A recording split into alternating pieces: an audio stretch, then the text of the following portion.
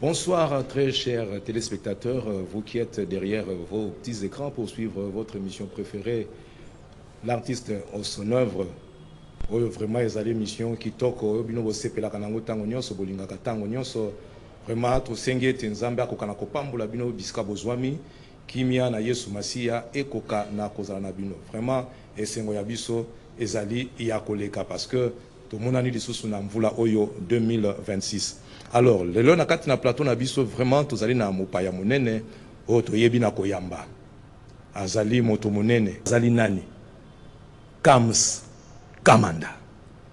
Torokene ko kundola ensemble biso na bino toyeba ndeko oyo toyambi na kati ya plateau na biso ya mokolo malelo. Mbote na yo ndeko Kams Kamanda. Mbote Pape Mille, mbote na bayenu sobala na biso de partout, vous êtes bana Kinshasa, bana Brazzaville, bana Nzinga ba occasion ko la biso na je sais pas moi na internet, vraiment nzamba émission za na bino. Ninge Pape Mille ucholoba liboso ya betando na bino, c'est votre humble serviteur ndekole ki tata camarade moninga ya kelasi. Wabino Kams Kamanda l'homme de nane loko nzambe sepela atana nos huités sepela vraiment nzambe azwa lokumu. Alors nakansi bandeko bino moko boyoki lokito boyoki, ce n'est pas n'importe qui, c'est un homme de Dieu, c'est un pasteur. Yo moko yoka kaka ilobeli o comprendre bala moko azali moto na nzambe, mais azali kaka moto na nzambe te, c'est aussi un chantre parce que d'ailleurs raison pour laquelle tu y as bien dans cette émission mokolo malelo loko la chante, mais azape lisusu moto na makambo ebele ndakisa ingénieur en construction. Est-ce que vous avez sur la tête moto moko pétri de talent, pétri de qualité et connaissance qu'on a kutu ya kolobate parce que ça s'est fait déjà sentir. Alors nzamba zolokumu na kanti bandeko bolandi papa Pape Mille Kams Kamanda Pape Mille yebisa na mubiso parce que na fandi na yoki palaki oyo na yoki palaki oyo kitoko la landi son ngapi na sala son na yoki yango propre na yoki voix propre na kei côté à clip atako Bruno Nzinga lekinga na niveau ya ba image au Bruno Nzinga nzambe ya ba image mais Nathalie rien à dire, rien à reprocher. Yebisa biso penza secret na yo ezali nini yebisa biso penza obanda wapi nani yango maître d'école na yo parce que oyo zali oyo sûrement référence ezali. Merci Pape Mille. Oza liboso na bino tozo sala récap, il y a plusieurs émissions. Ça fait que beaucoup de temps permettent que tout banda ko réaliser biloko yo. D'accord. Donc on a beaucoup travaillé. J'ai eu à réaliser mon premier album en 1997. Au Batunyo Soba Yokaka pe Pambolaka Batu. Ezalaka la transformation. Ok. Depuis 1997, j'ai eu à réaliser ce premier album. Et puis en 2002, j'ai encore réalisé un autre album. Ezalaka les derniers jours. Et puis en 2013, Ndenaki Susku Sala Mosusu Ezaki il faut nazwa. Ouais, il faut nazwa. Et puis en 2016, na yoko sala nazana eloko nzambe. Non non. Oui, na yoko sala na eloko nzambe. D'accord. En 2021, na yoko sala à la seconde. À la seconde, c'était comme ça. Et na kati na ba écart ya album tondo bimsaka banzembo ko bimsaka banzembo. Donc tu travailles tellement trop, tu travailles tellement mingi. Et puis surtout en école à Force Day. À l'époque. Voilà. À l'époque, nous. Je savais que l'école moko ezali wana sima ya pambate. Nous on interprétait Bayana Bisso à Force Day. Batambwe Teach. Donc Ebele à Bayana. Son âme parce qu'il nous a déjà quitté, ça fait un bon moment. Dernièrement, tout à perdre Yaka Bongo. Oh, sorry. Donc voilà. Mais sinon, nous on est là. Ce sont des gens que j'ai côtoyés. Voilà. Tu travailles dans la carte armée de victoire. Voilà. Mais nous on continue par la grâce de Dieu. Donc, le secret nous a travaillé. Il faut beaucoup travailler malgré il y a beaucoup de difficultés énormes. Mais la raison pour laquelle nous travaillons là-dessus. D'accord. Alors, tous on a un thème nabiso parce qu'il s'agit bel et bien de votre œuvre. Votre salut kolobela mokolo malelo. Alors, la moni au petit titre Oyo Sepela. Sepela. Alors, yebisana no biso penza grosso modo pour la nini ou intitulé le yembo Oyo Sepela. Bon, d'abord véhiculer message ni nakati. D'abord Sepela est un cantique. Sur le moni zana ba cantique, je crois que numéro 120 quelques bien 140 quelques. Babinzembo mokolo na esengo.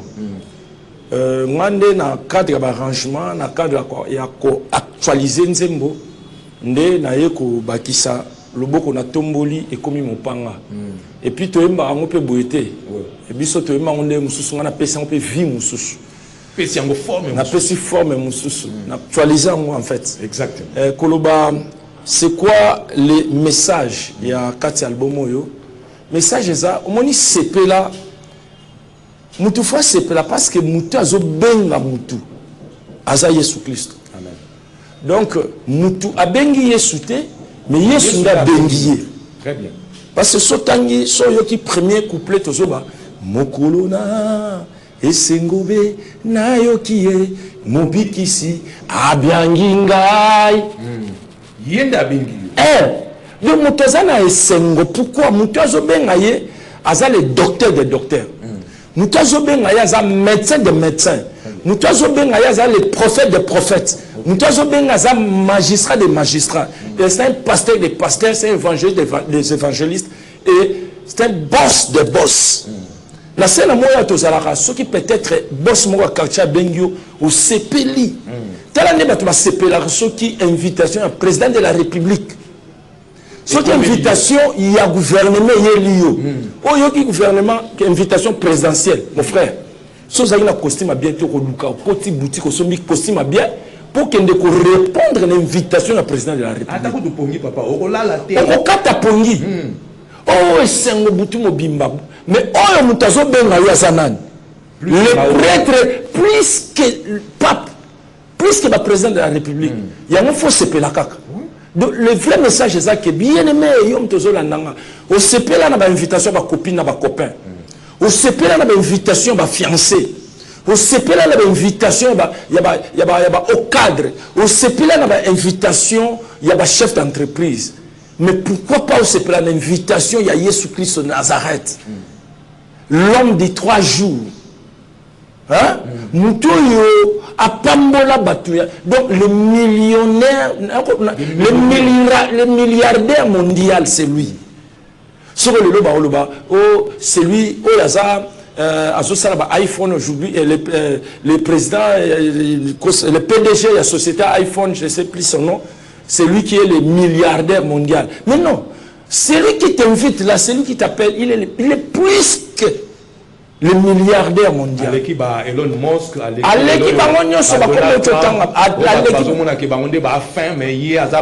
voilà. Et en voilà. Alors, nakatina loyembo yango effectivement où tu peux parler dans le premier paragraphe, il y a loyembo na yondengo solo liwana.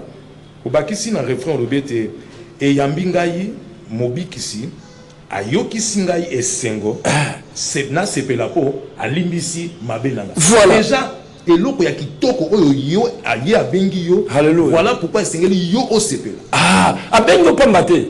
Abengo na objectif. Voilà. Abengo pa personne mbongo te. Abengo pa personne poste na on a traité. Abengo pa kunda mabula Kinshasa te. Mais abengo na po alimbisa masumu na. Oh Bible zoba sans le pardon du péché personne sans le pardon du péché, nous tout le monde est agréable devant ensemble. Mais lui maintenant il t'appelle pour te pardonner. D'abord, ne pas pardonner, il te rend agréable. Il te rend agréable. Parce que la Bible dit sans le pardon du péché, personne n'est agréable. Même sans la sanctification. Sans la sanctification. Non plus. Personne n'est agréable. Mais lui il t'appelle pour te sanctifier. Lui il t'appelle d'abord pour te pardonner. Il faut se plater point. Et puis, c'est lui-même qui t'appelle. Et dans les conditions. Papa, au foutu mototé, au foutu trans, au foutu mongoté, mais lui-même qui t'appelle. Ça, c'est très important. Alors, nakati na loyembo yo, parce que na loyembo yo yambo, tout ça l'émission yo, la landa qui yango na bokebi, qui yango na bokebi, et j'ai trouvé des paroles vraiment captivantes lokola tango lobete nandimi pe kozala na Yesu nangai bobele ye abiangi ngai nabila ye na sepeli koyana ye.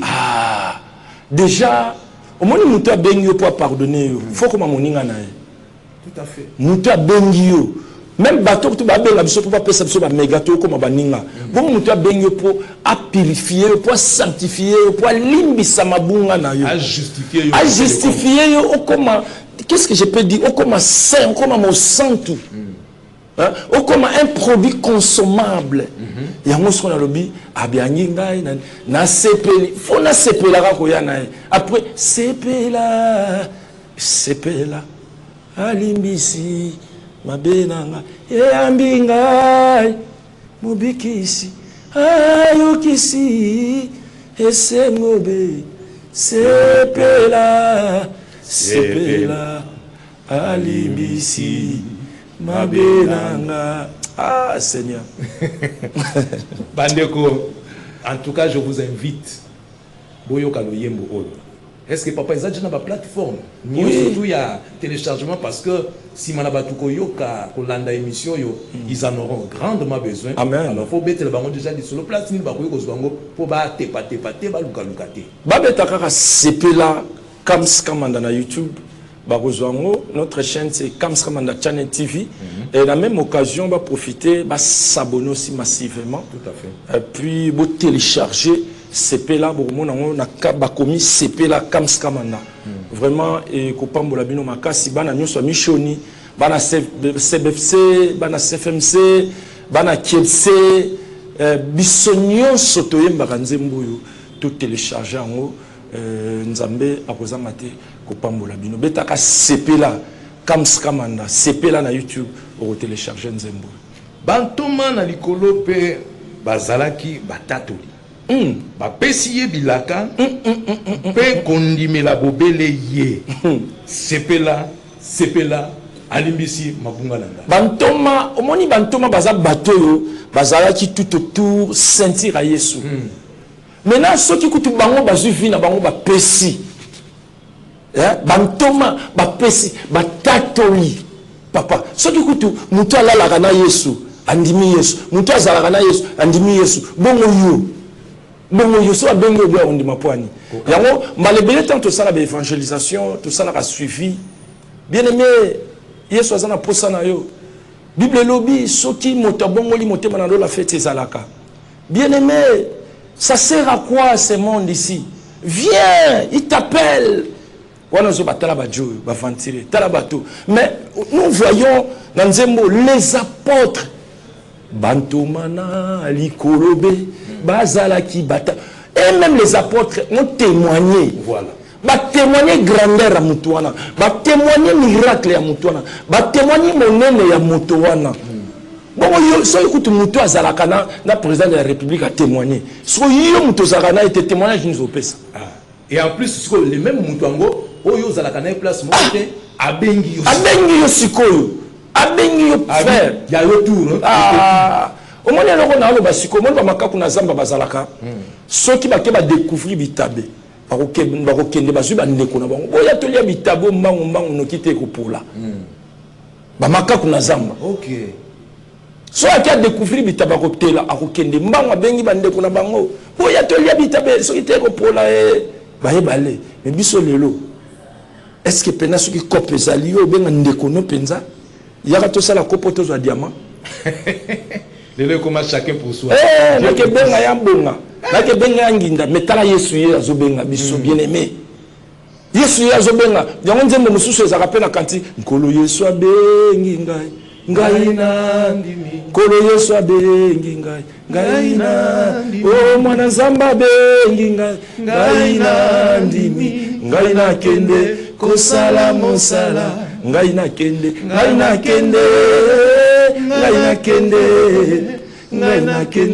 kosala papa mille Yesu azobenga biso et venez à moi vous tous qui êtes fatigués chargés je vous donnerai du repos. Batatoli, bantoma, bandini, batatoli. Donc, mon bien-aimé, il t'appelle. Il y a les patrons des patrons, les boss des boss, les prêtres des prêtres, les songambeli, il t'appelle. Yaka, En tout cas, vraiment, il y a moto kota na kati ya suite ya maloba ezali na kati na nzembo yo. Tant on a tali contexte oyo, komeli nzembo oyo, j'ai senti deux choses. Amen.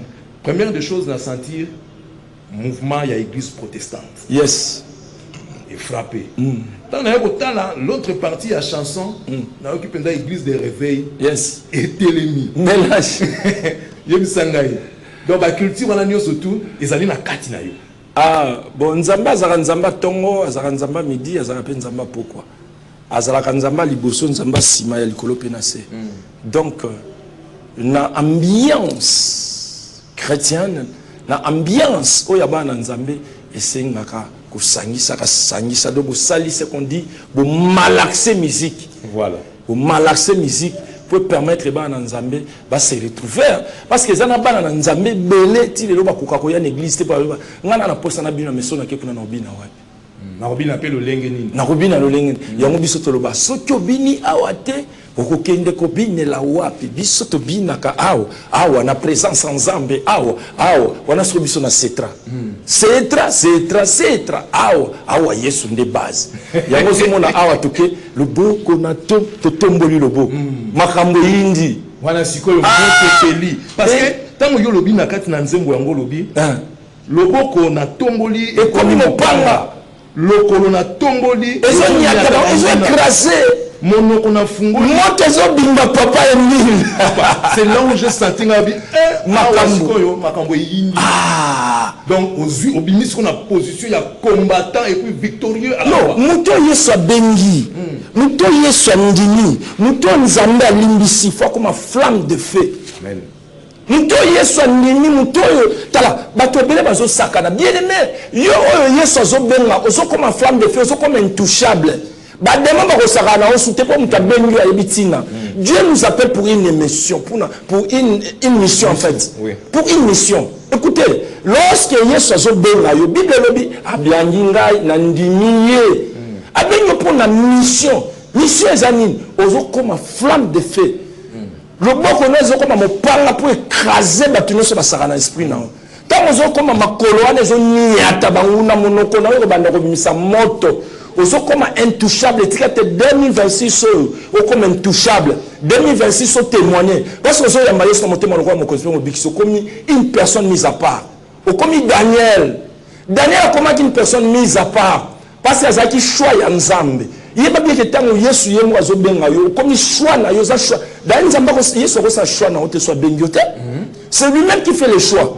Et puis azo sa choix na pour na amoni quelque chose. Ozo comme intouchable na 2026 nous soko sale simba batu nous soko gagner la batosa parce que tant ozo comme monoko Nzambe monoko ya Yesu ozo bimisa moto pour écraser maladie ou tumbisa kayo. Alléluia. Yo mtola na émission oyo télécharger CP là comme Stramanda Channel TV beta YouTube CP là ou télécharger nzembo et ko pambola famille na yo.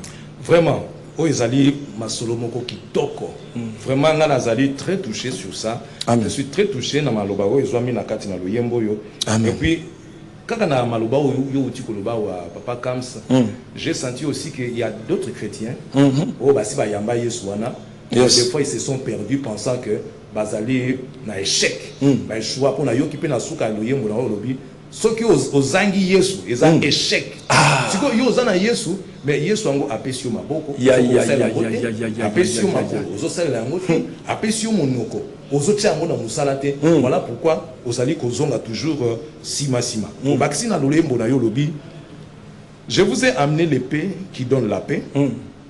Na lobi na yo. Teka kazaka. Somba mopanga. Mopanga oyo yo zali koloba. Ezali loba ya Nzambe. Amen. Salela yango okolonga. Amen. Nalobi tiango na mosala yo okobika. Amen. Papa Emile na bazolanda biso. Telobi bien aimé ceux qui va te belé bazo comprendre te. Au moins pourquoi yeso zo benga yo pour que tombo mana yo za ko tombo ma oyo za likola nzete te. Po bazui ba nzete alimeti ba tieba ko motombola yo ko kweya po na kati yeso azate. Parce que natanga pe verset moko na Bible oyo Nzamba azoloba je t'ordonne que tu sois puissant. Puissant. C'est lui-même. Il t'appelle pour pour te donner la puissance. Hein? Pour te donner la puissance. En fait, Bible, biso place on a tolobi tobi boye. Soki bato batomboli, wana batomboli na bango. Oh mo fini kwa changu, eza bato batomboli. Oh boss de boss, eza nango batu. Oh mère eza danger, eza nango batu. Yena na simbité. Oh ye mutokani uvira, eza batu nde bazotombola yo. Wana Yesu te. Oh yeza patron de patron, eza danger. Wana batu. Ça dit ceux qui Yesu na tomboli yo to échec. Zéro. Mais ceux qui y sont tombés au motokotitisa yo azate akozalate ah parce que lui-même dit je t'ordonne que tu sois puissant yoka siko puissance nzambazo pesa yo puissance nzambazo pesa ye pourquoi y a tout à toi la vie moi je t'ordonne parce que tant ozo comme puissant oui ba que puissance on est où c'est pas nza et pas nzam mais bato bazo tombola yo papa tango ko nginda bakokima basundoli yo. On a gagné mon quartier, mon de c'est bien. Mais quand on a gagné au de ces pays, on a gagné.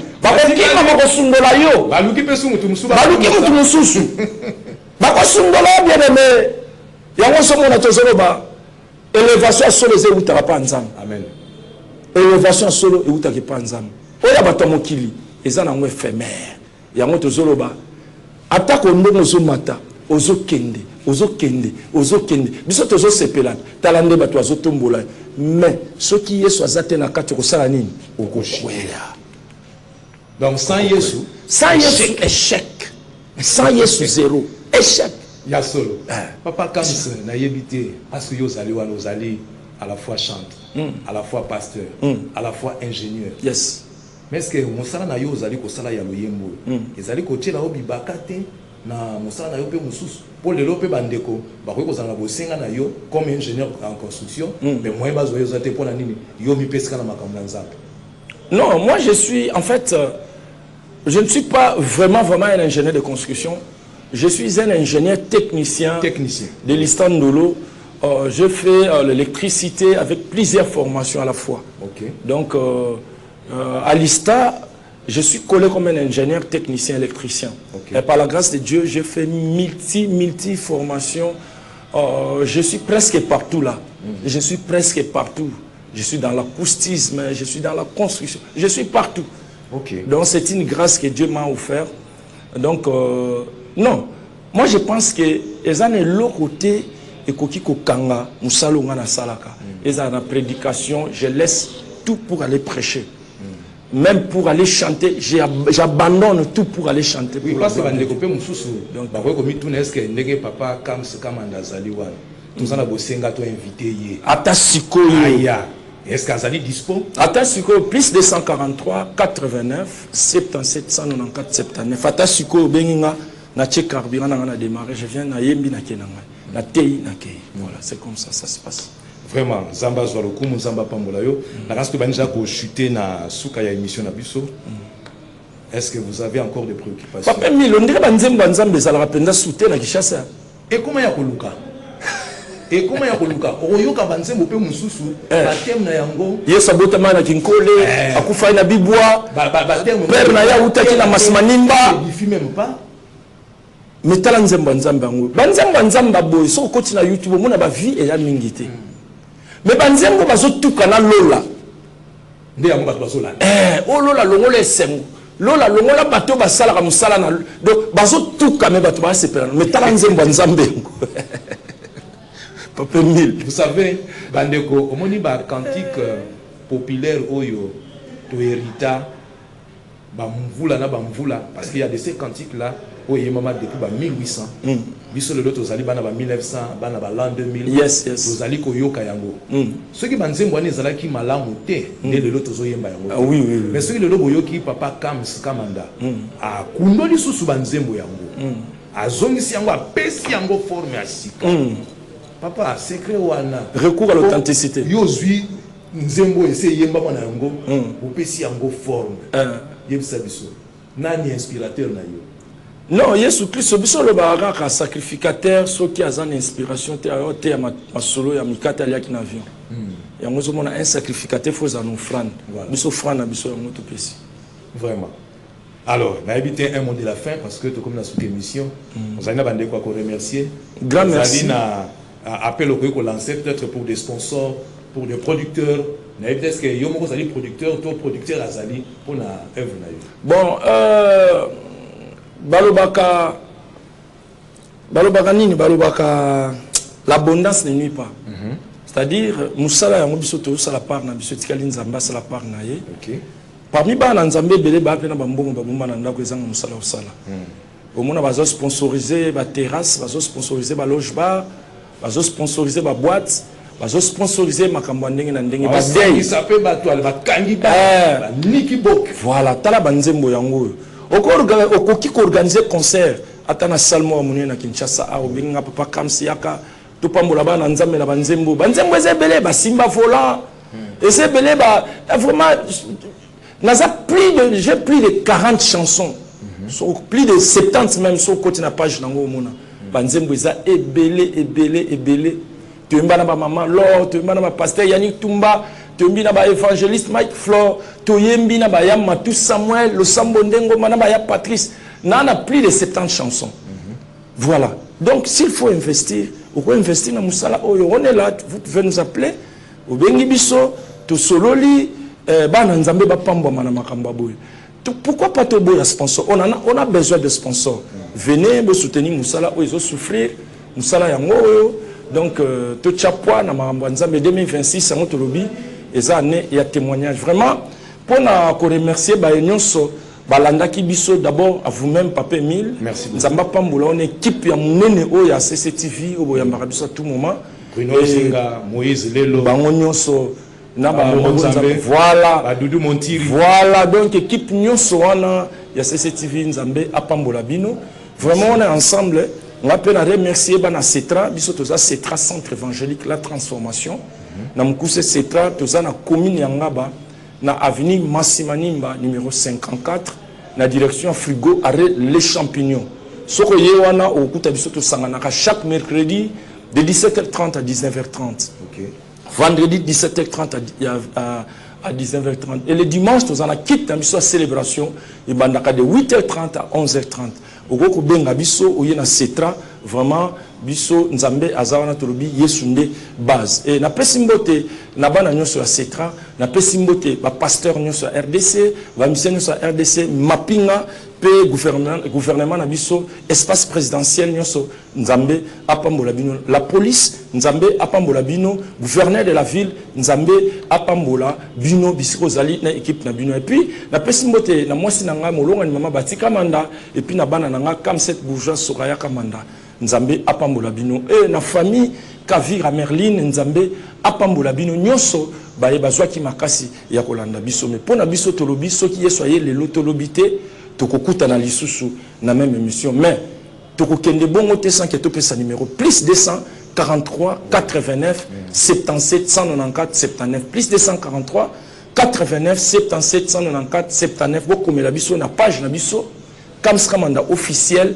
ou bien Kamskamanda na Facebook ndenge tolobaki YouTube Kamskamanda channel TV vraiment beau télécharger CP là à Limbisi Mabena Biso 2026 atana no balité CP là voilà nano zimu salate CP là nano botité CP là nano kepotote CP là nano lete CP là Zamba de kana kopambola bino penda ozala ki sima ba etando ekena bino pona kolanda émission ya mokolo mwalelo na kanisi to komina suka et nous n'allons pas terminer aussi sans dire un grand merci na directeur général de l'autorité de régulation de la sous-traitance en RDC dans le secteur privé évidemment. Là je vois le DG Miguel Kachal Katembe à qui nous souhaitons vraiment plein succès dans l'exercice de ses fonctions, que le Seigneur le bénisse abondamment, qu'il l'accompagne aussi dans ce qu'il entreprend, surtout pour cette année 2026, que les choses aillent au mieux pour vous, DG, avec votre équipe, pour vous dans la respect. Et merci aussi au VPM à la fonction publique, là je vois son excellence Jean-Pierre Liaou,